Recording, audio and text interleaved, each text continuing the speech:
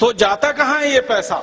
हम तो income tax में दे रहे हैं, हम तो सेंट्रल एक्साइज में दे रहे हैं, हम तो रोड टैक्स में दे रहे हैं, उसमें कोई कमी नहीं कर रहे हैं। सरकार हर साल बढ़ाती जा रही है, हम बढ़ा हुआ टैक्स भी दे रहे हैं।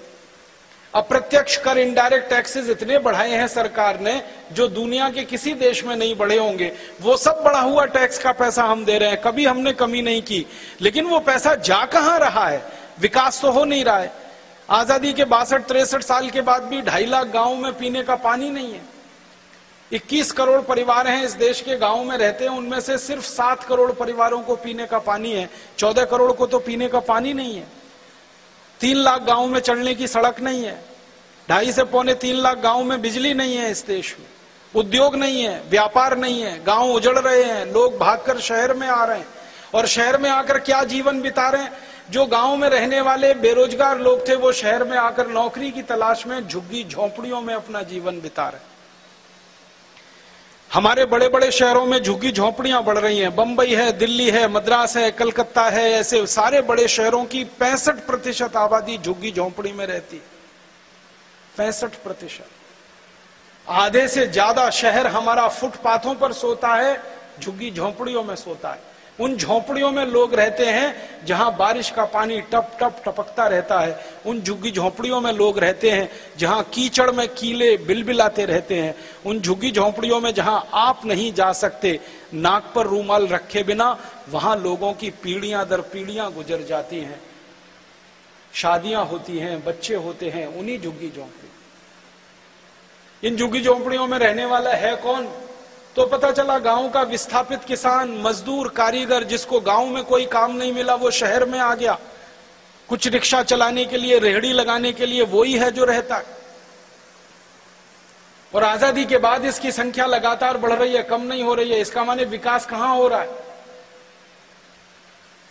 मैंने तो देखा है कि आजादी के 62-63 साल में विकास अगर हुआ है तो नेता और अधिकारियों के घरों में हुआ है, उनके परिवारों में हुआ है, देश में नहीं हुआ। मैंने हिंदुस्तान के कुछ नेता और अधिकारियों की जन्म कुंडली बनाई है। जन्म कुंडली से मतलब वो नहीं हॉरोस्कोप जो ज्योतिषी बनाते हैं, मुझे नहीं आता ज्योतिष ज्ञान। मैंने तो दूसरी जन्म कुंडली बनाई है, वो ये कि ये व्यक्ति नेता बनने से पहले इसके घर में क्या था और नेता होने के बाद क्या हो गया। अधिकारी का इस पद पर आने से पहले कितना धन संपत्ति था, होने के बाद क्या हो गया। अभी तक लगभग 420 नेताओं की जन्म कुंडली तैयार हुई है।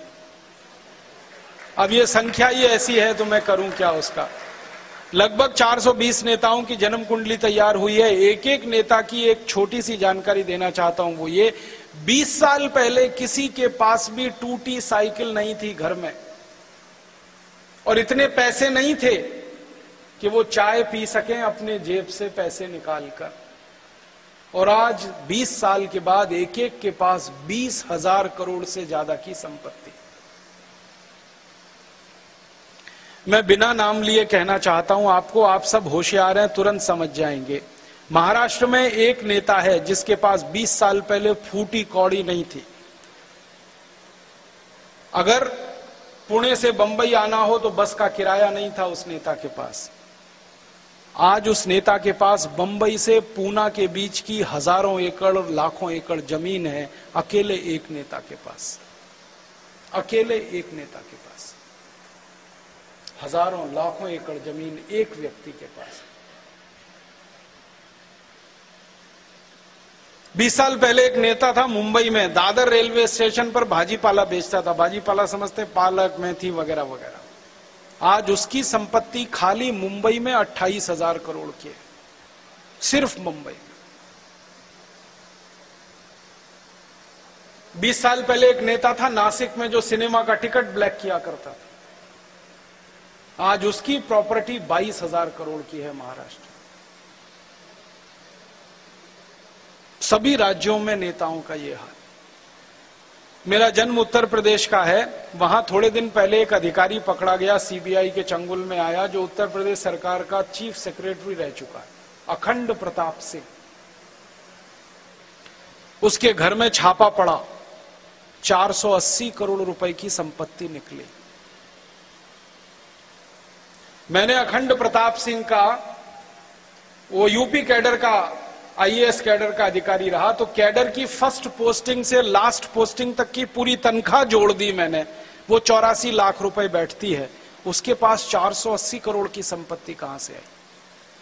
और 84 लाख की जो तनख्वाह बैठती है उसमें बीवी बच्चों का खर्चा, पढ़ने का, पढ़ाने का, रहने का कुछ तो हुआ होगा।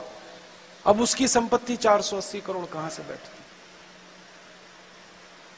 ऐसे अधिकारी और ऐसे नेता एक दो नहीं है, हजारों में है।